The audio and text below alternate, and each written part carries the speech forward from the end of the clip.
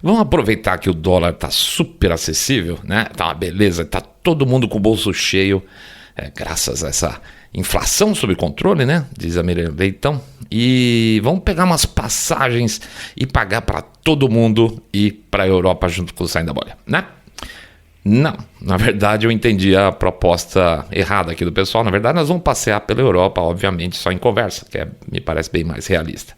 De qualquer forma, valeu a intenção, né? Acho que essas passagens virtuais vão valer a pena. Irlanda, Alemanha, Romênia, parece que vão ser os nossos destinos. Então vamos lá, em 3, 2, 1.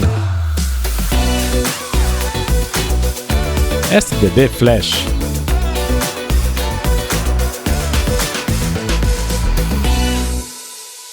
Acho que vale começar com a Romênia, porque é o caso mais claro de abuso político contra os desejos da população. Não tem sutileza nenhuma. É Bruxelas descartando um candidato e destruindo a estrutura democrática de um país para impor limites para a liberdade de escolha do cidadão. Basicamente, é isso, tá? Vocês já sabem, lá o Georgescu tinha tudo para mandar bem no segundo turno nas eleições e a elite política europeia naufragou com esse segundo turno lá na Romênia com a esperança de controlar a situação.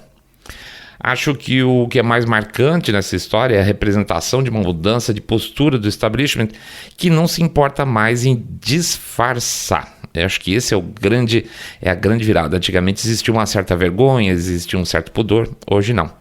E eu não estou falando do poder local, mas do poder de maneira global, que se utiliza do judiciário, muitas vezes, para fazer o que quiser, né? A gente tem visto isso nos Estados Unidos, tem visto isso na França, tem visto isso na Itália e tem visto isso aqui no Brasil também. Nós já vimos a reação que houve com o discurso do Vance lá, lembra, na Europa? Que ele foi muito bem, por sinal, na medida que ele deixou claro que ninguém é idiota e todo mundo está percebendo que a União Europeia derrubou uma candidatura por desgostar dela. Foi claro. E alguém tinha que falar isso abertamente. Isso é uma situação, esse discurso dele, uma situação muito incomum no espaço político internacional, porque normalmente é tudo muito cheio de salamaleque, você fala sem falar, mas o Vence falou na lata. E eu achei muito bom isso. A coisa foi tão descarada que a própria segunda colocada lá na Romênia, nas eleições canceladas, a tal da Elena Lasconi, ela declarou que a situação toda colocava em risco a credibilidade das instituições locais. E isso tem uma razão política clara. Não é bom você ser uma liderança política que só tem chance de ganhar se vamos dizer assim, o espaço de disputa for dentro do tapetão. E ela sabia que ela estava falando. Golpes desse tipo, via de regra, não são bons para regimes que querem emular um Estado democrático. Porque se houver a mais remota percepção da população de que uma decisão foi injusta, como foi o caso, o lado injustiçado ganha pontos políticos e qualquer outro oponente, mesmo que ele não tenha culpa no cartório, mesmo que ele tenha entrado nessa no balaio junto, ele sendo beneficiário dessa injustiça, a situação dele piora em termos de imagem, tá? Vamos dizer que ela não queria isso, mas ela vai se estrepar com essa história toda. Multiplique esse efeito por 2 quando os agentes são de fora, porque o povo não gosta de se ver com cara de peão de interesse internacional. Sabe como é que é? E esse é exatamente o caso romeno. Acontece que então, como era de se esperar, as novas eleições estão apontando uma nova derrota para os sociais-democratas, os tucanos globalistas romenos, para o novo candidato, em favor, vamos dizer, do novo candidato principal da direita, que é o Jorge Simeon, tá? E ele já está com uma perspectiva de ir para o segundo turno e lá no segundo turno vencer com 52% dos votos, pelo menos segundo a Atlas Intel. Uma lição para a elite política europeia, né? Pois é. E isso, claro, se não tentarem melar tudo de novo, porque não é o candidato que eles querem de novo. Não é uma impossibilidade, tá, gente? Por incrível que pareça. Mas dessa vez a população está bem mais pistola. Então agora o preço a se pagar para um novo golpe político, não sei se vai valer a pena.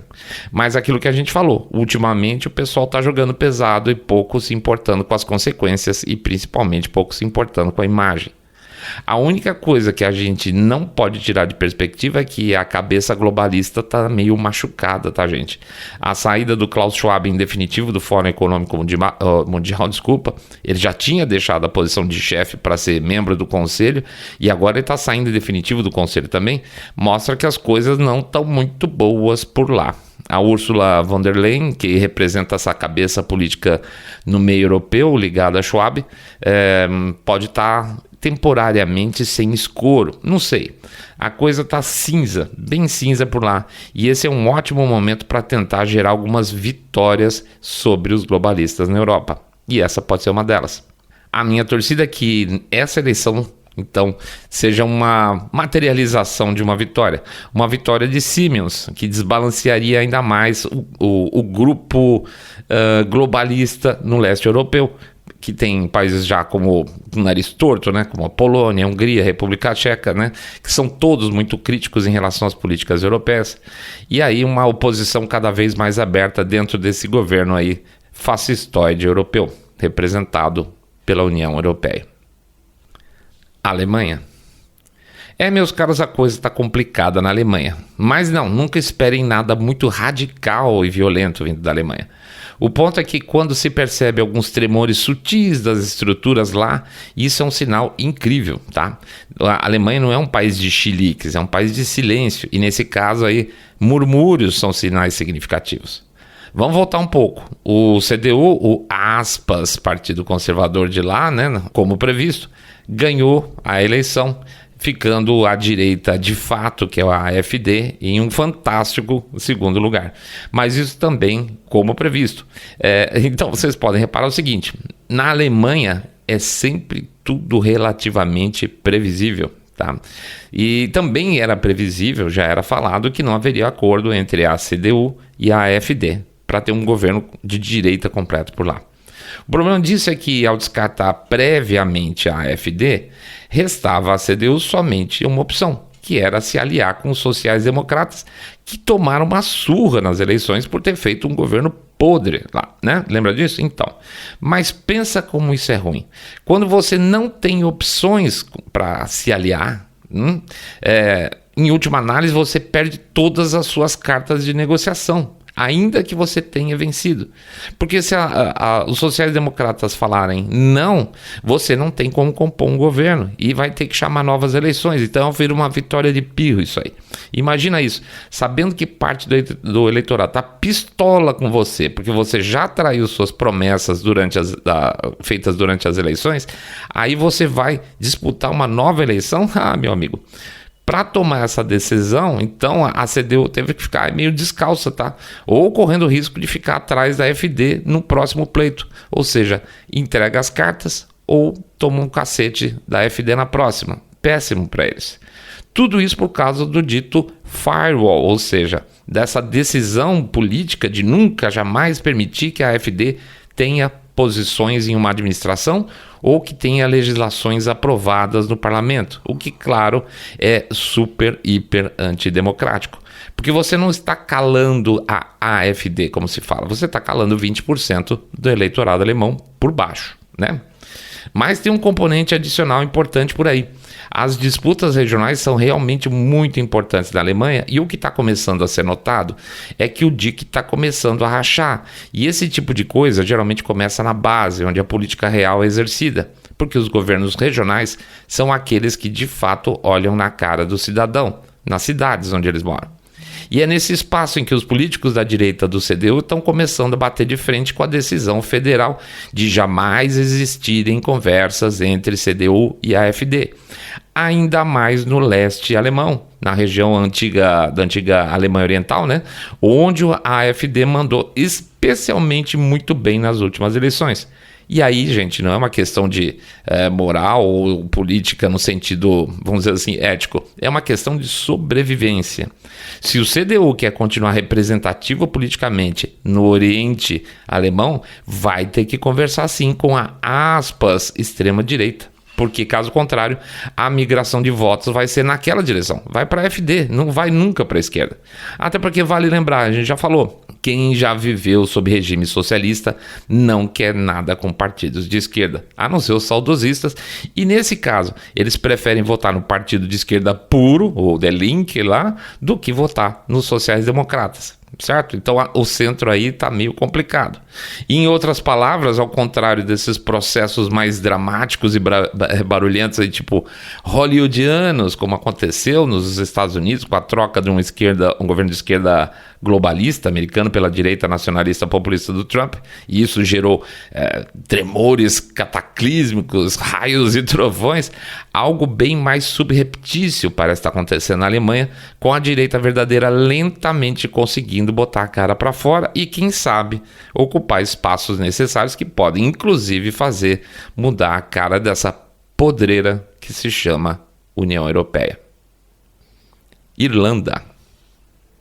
Pois é, isso é um pecado nosso, porque a gente já falou algumas vezes que é bom vocês ficarem de olho na Irlanda, né? Mas outro dia o Mr. Way estava olhando aqui e a gente nunca falou nada especificamente da Irlanda. Então, aí não vale, né? Por que isso? Porque a Irlanda é um belo laboratório europeu, até por causa da sua estrutura política.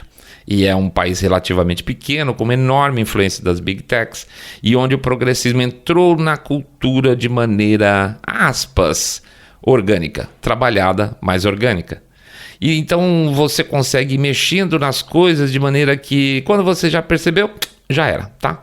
Pois até a população local lá na Irlanda está começando a se coçar, tipo, tem alguma coisa errada aqui. Óbvio que eu não estou falando de conservadores, não estou falando de nacionalistas populistas, mas da população em geral. Porque em qualquer lugar do mundo, sempre tem uma parte descontente de um lado e de outro. Mas as mudanças de verdade em países só começam a acontecer quando a população em geral começa a comprar de maneira mais efetiva um determinado discurso. E o discurso que está sendo mais comprado agora lá é o tal do MIGA, Make Ireland Great Again, né?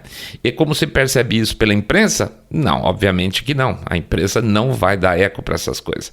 A grande imprensa sempre vai fazer questão de suprimir esse tipo de discurso. E quando o suprimir não for suficiente, ela vai tratar, vocês sabem muito bem, como fascista, aquela coisa errada toda, que a gente está até com barba branca de saber aqui. No caso, a mídia irlandesa, ela pode ser resumida por uma frase bem direta.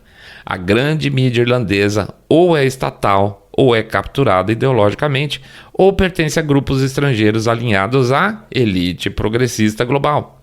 E interesse da população? Não, praticamente zero.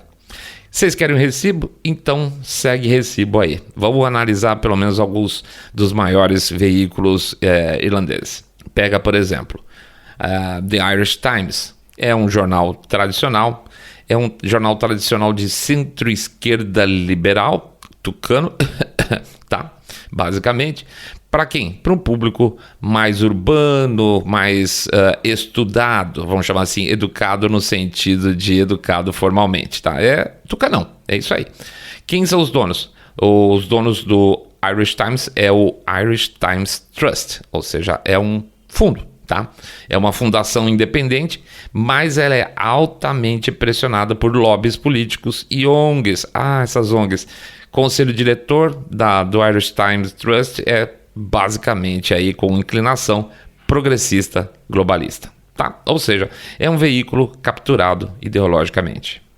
O Irish Independent, vou botar Independent, podiam botar aspas nesse nome, né? É o jornal de maior circulação da Irlanda, tradicionalmente no começo mais à direita, mas nos últimos anos ficou mais establishment globalista. Sabe aquela direita fora econômico mundial? Então, é essa mesmo. Tipo CDU, tipo Partido Conservador Britânico, é essa cara aí. Quem que é o dono? O dono é um grupo de mídia belga. Oi Bruxelas, tudo bom? Chamado Media House, que comprou a Independent News Media, que era o antigo proprietário até 2019. A Media House é um grupo belga focado em integração de mídia na linha liberal establishment, tá? Ou seja, direita vendida. Desculpe, foi mal, mas eu precisava disso. Vamos lá, quem mais? RTE. E aí vem o nome bonitinho em irlandês do lado, vou deixar aqui, não vou ler. Quem quiser ver o que significa RTE vai ter que ver no vídeo. Televisão Rádio Pública, tá? Da Irlanda. É a Globo estatal de lá. Na Europa tem várias dessas Globos estatais, né? Muito influente, muito criticada pelo seu viés progressista, né? E alinhamento com o governo. É Globo, tá? É Globona na cabeça, só que versão irlandesa. Quem que é o dono? É o Estado, claro, né? Portanto, fortemente controlada por verbas públicas e alinhada às políticas do governo vigente. pseudo-independente, tá? Sabe como é que é? Me fala uma TV pública, fora a TV Cultura de São Paulo, oi Tarcísio, tudo bom? Que não repete o que o governo quer, tá? Aqui no caso, ainda a TV pública, além de tudo, fala mal do governo. Que mais? Tem o The Journal IE, portal de notícias digital muito usado por jovens e gente mais urbana, vamos chamar assim, de conectada, tá? Posição abertamente liberal progressista. Quem que é o dono? É a tal do Journal Media Limited, é um grupo privado irlandês com financiamento cruzado via programas de apoio da União Europeia. Logo, adivinha se ele não é pró-União Europeia, né? Ou seja, um jornal, aspas, jovem, linguagem jovem, mais ultra alinhado à pauta globalista União Europeia e ONGs globalistas também, tá? Tá aí o ambiente que a gente falou. Quem gosta de recibo, tá o recibo aí. Dá uma olhada aqui. Maravilha a imprensa irlandesa. Mas a Irlanda tem outro fator interessante político, muito diferente aqui do Brasil e de muitos outros países. Sabe quem é o prefeito das cidades por lá, na Irlanda? Não tem. Meu amigo. Quer dizer, tem, mas não tem. O poder executivo é muito pouco importante. Na Irlanda, via de regra, os prefeitos não são eleitos diretamente pela população. O que acontece, até hoje, com raríssimas exceções, é o seguinte. A população elege vereadores, né, que seriam os city councillors, e vamos chamar aí de esses conselheiros, que escolhem entre si quem será o Lord Mayor ou simplesmente Mayor, tá, o prefeito. É uma réplica aproximada, só que em pequena escala, de uma lógica parlamentarista. O mandato do prefeito costuma ser bem curto, às vezes até 1 ano, e o cargo é muito mais cerimonial do que poder executivo de verdade. Então o prefeito tradicional irlandês é uma figura que vai lá, corta a fita de inauguração, representa a cidade nos eventos, dá declaração pública, mas não manda de fato, por exemplo, no orçamento, no serviço público, nem na segurança, tá? Quem realmente administra a cidade são os city ou county managers, que são burocratas de carreira. Olha os burocratas, que maravilha, sempre eles. A Europa adora um burocrata não eleito mandando nas coisas, não é impressionante? Mas é que tá, em 2024, em Limerick, houve um primeiro teste e foram realizadas eleições para um prefeito. Um prefeito com um cargo muito mais próximo do que a gente conhece aqui politicamente. E um candidato de verdade independente venceu. E venceu porque não estava amarrado com a escolha dos partidos tradicionais para candidato, né? A elite política. Então, bugou. Como assim entra um cara que a gente não quer, que a gente escolhe aqui entre nós, que a gente faz um par ou ímpar? Pois é. Agora estava sendo preparada a primeira eleição para Dublin. E quem apareceu para mostrar os músculos, e no caso dele muitos músculos, foi o lutador Conor McGregor, totalmente alinhado com o conceito MIGA, né? O Make Ireland Great Again. E parece que ia dar bom para ele, tá? O McGregor já visitou o Trump para colar a sua imagem na linha mais nacionalista populista dele e deu declarações do tipo: o governo irlandês abandonou as vozes do povo da Irlanda. Quer ver, em 2023, durante aqueles tumultos que aconteceram por lá na Irlanda, ele disse que a Irlanda estava em, aspas, em guerra, tá? Em função das imigrações, e tomou um processo por, aspas, incitação ao ódio. E ele foi seco na resposta com relação a esse protesto. Com relação a esse processo. Ele falou o seguinte, aspas, tente me usar como bode expiatório quanto quiser. Se isso te faz sentir melhor, eu aceito. A verdade é que por trás das muitas políticas fracassadas desse governo, no entanto, nunca deixará de ser razão pela qual temos crianças inocentes hospitalizadas em suporte de vida após serem esfaqueadas por um criminoso perturbado. Tá? Então, ele está batendo de frente mesmo. Pois é. Então, esse é o tipo de cara que o establishment irlandês não quer. Definitivamente não quer. E assim como no Reino Unido, aí as eleições para conselhos locais, lá que a gente contou em outro episódio, foram canceladas com a perspectiva da vitória lá do Reform UK. Na Irlanda, a simples ideia de que eleições para prefeito para Dublin poderiam acontecer e o Conor McGregor ganhar, aparentemente vai ficar para depois, tá? Simplesmente mudaram de ideia.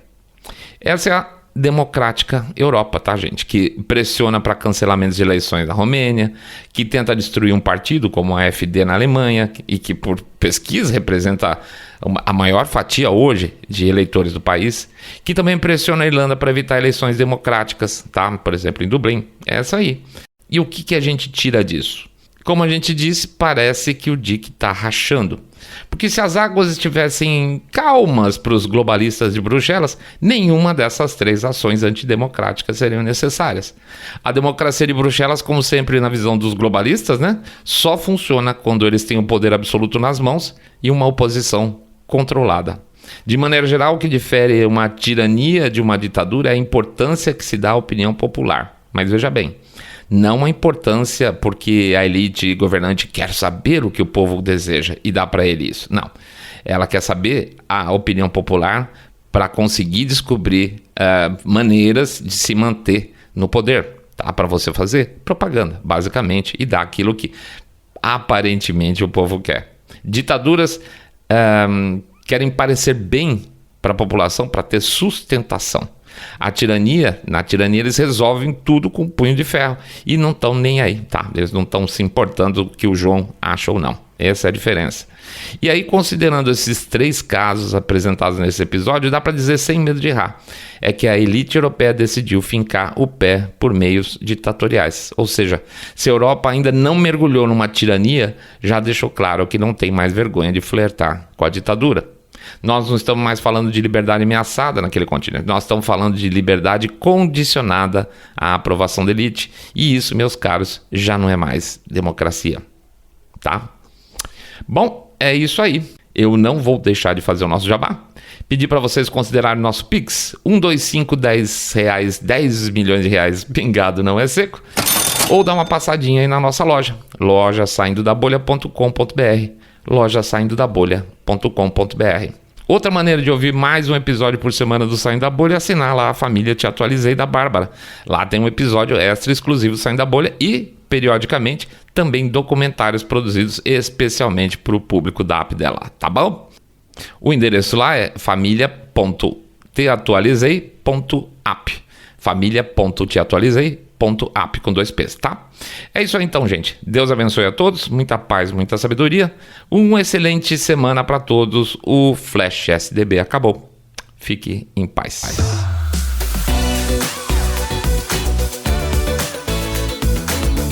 Saindo da Bolha.